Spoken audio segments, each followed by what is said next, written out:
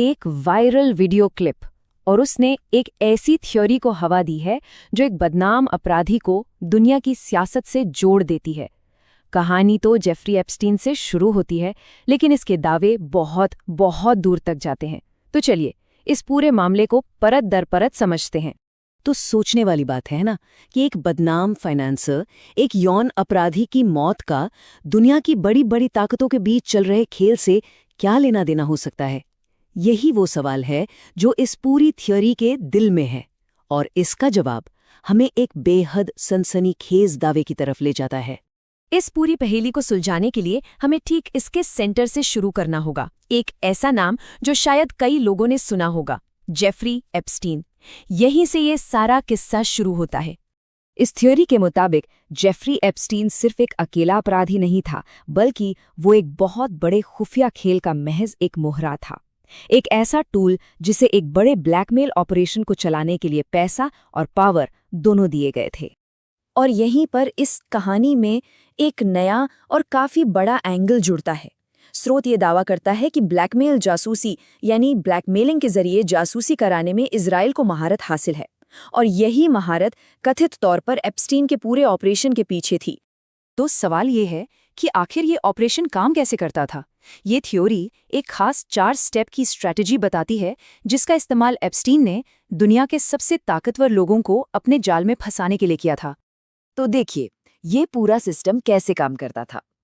Theory कहती है कि सबसे पहले दुनिया के बड़े बड़े लोगों मतलब एलीट क्लास के लिए शानदार पार्टियां रखी जाती। फिर उन पार्टियों में उन्हें गैर कानूनी गतिविधियों में शामिल किया जाता और ये सब कुछ चुपके से रिकॉर्ड कर लिया जाता, और बस आखिर में उन्हीं रिकॉर्डिंग्स का इस्तेमाल करके उन्हें ब्लैकमेल किया जाता था। कहानी में एक बड़ा मोड़ तब आया जब इस थ्योरी के मुताबिक डोनाल्ड ट्रंप का नाम भी इस जाल में आ गया। दावा ये है कि जैसे ही ऐसा हुआ, एप्स्टीन को रास्ते से हटाने का फैसला कर लिया गया और उसके कुछ ही वक्त बाद वो अपनी जेल की कोठरी में मरा हुआ मिला। चलिए अब एप्स्टीन से आगे बढ़कर इस थियरी के सबसे बड़े दावे पर नजर डालते हैं। एक ऐसा दावा जो किसी एक इंसान के बारे में नहीं, बल्कि एक पूरे देश की आज़ादी के बारे में है। ये इस सोर्स मटेरियल का सबसे सीधा और शायद सबसे विवादास्पद दावा है। ये साफ साफ कहता है कि आज की तारीख में अमेरिका को असल में इजराइल चला रहा है। लेकिन ये कंट्रोल, ये नियंत्रण आखिर होता कैसे है?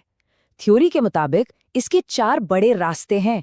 अमेरिकी चुनावों में बड़े बड़े डोनेशन देकर, बड़े बैंकों को कंट्रोल करके, सिलिकॉन वैली की टेक कंपनियों पर अपना असर डालकर, और आखिर में मीडिया के बातों को अपने हिसाब से मोड़कर। इस कथित कंट्रोल का एक बहुत ठोस उदाहरण भी सोर्स में दिया गया है। दावा है कि इसी असर के चलते प्रधानमंत्री नेतन्याहू ने उस वक्त के राष्ट्रपति ट्रंप को सीधे सीधे ईरान पर एक बहुत शक्तिशाली बम से हमला करने का आदेश दिया था। पर इतना असर, इतना दबदबा आखिर बना कैसे? इस थ्योरी के हिसाब से ये कोई 1-2 दिन की बात नहीं है। इसकी जड़ें सदियों पुरानी हैं। चलिए इस कहानी के इतिहास में चलते हैं। यहाँ सोर्स एक बहुत ही जरूरी ऐतिहासिक फर्क की तरफ इशारा करता है। दावा यह है कि जहाँ एक तरफ ईसाई और मुस्लिम धर्मों में ब्याज पर पैसा देना लेना मना था, वहीं यहूदी प्रथा में इसकी इजाजत थी, और इसी वजह से वो धीरे धीरे पैसा जमा करते गए। ये टाइमलाइन दिखाती है कि ये फाइनेंशियल पावर कथित तौर पर कैसे बढ़ी। मध्य युग में ब्याज से पैसा कमाया। फिर द्वितीय विश्व युद्ध के दौरान एक और विवादास्पद दावा किया जाता है कि ब्रिटिश हार की झूठी अफवाह फैलाकर फाइनेंशियल मार्केट से सस्ते में संपत्ति खरीदी गई, और वर्ल्ड वॉर 2 के बाद स्ट्रैटेजी बदल गई। अब सीधी बिजनेस करने के बजाय इन्वेस्टमेंट के जरिए यानी अप्रत्यक्ष रूप से कंट्रोल करने पर जोर दिया गया। और यहीं पर ये सोर्स हिटलर के यहूदी विरोधी होने की एक अपनी और काफी विवादास्पद वजह बताता है। दावा यह है कि हिटलर इसलिए नाराज था क्योंकि जर्मनी में रहने वाले यहूदी कथित तौर पर उसके दुश्मन देश ब्रिटेन की आर्थिक रूप से मदद कर रहे थे। चलिए अब इस थ्योरी के आखिरी हिस्से पर चलते हैं, जो इजराइल के भविष्य को लेकर किए गए दावों से जुड़ा है। सोर्स एक और चौंकाने वाला दावा करता है कि इजराइल ने आज तक आधिकारिक तौर पर अपनी सीमाएं यानी बॉर्डर्स तय नहीं किए हैं, और थ्योरी के मुताबिक ऐसा इसलिए है क्योंकि उसका असली मकसद लगातार अपने इलाके को बढ़ाते रहना है। तो आखिरी मकसद क्या है?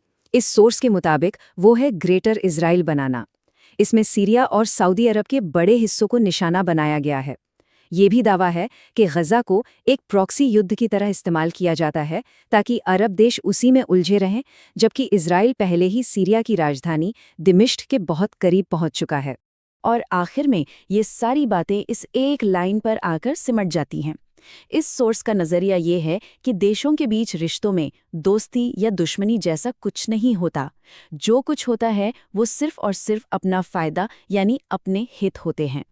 तो इस पूरी चर्चा से हम क्या समझ सकते हैं? ये हमें एक बड़े सवाल पर सोचने के लिए मजबूर करती है कि कैसे पर्दे के पीछे काम करने वाले नेटवर्क और इतिहास को बताने के अलग-अलग तरीके आज दुनिया में हो रहे झगड़ों को शक्लें देते हैं। ये एक ऐसा सवाल है जिस पर गौर करना बहुत जरूरी है।